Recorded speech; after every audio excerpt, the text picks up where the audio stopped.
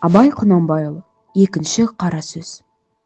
Мен бала күнімде естуші едім.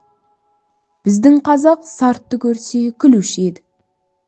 Енең дұрайын, кең қолтық, шүлдіреген тәжік.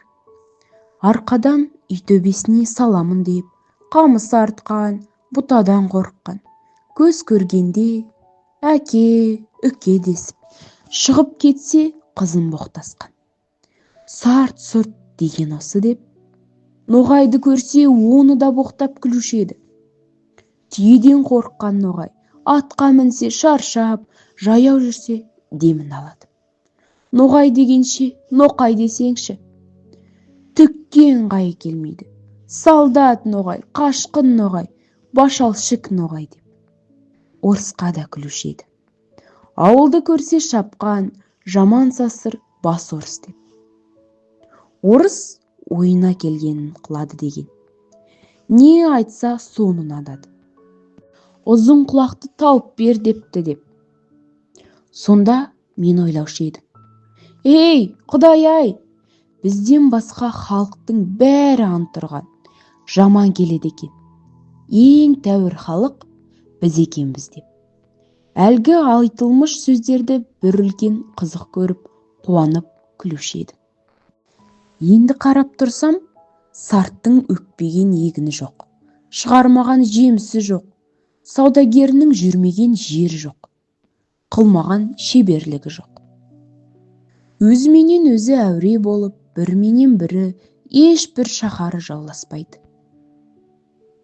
Орысқа қарамай тұрғанда, қазақтың өлісінің ақыреттігі, тірісінің киімінің сол жеткізіп тұрды.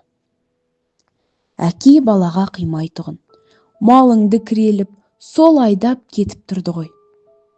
Орысқа қараған соңда орыстың өнерлерін бізден олар көп үйреніп кетті.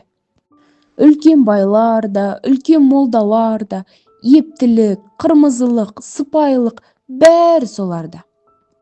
Ноғайға қарасам, солдаттыққа да шыдайды, кедейлікке де шыдайды, қазаға да шыдайды, молда, медресе сақтап, дін күтуге де шыдайды. Еңбек қылып мал табудың да жөнін солар біледі. Салтанат әсем де соларда.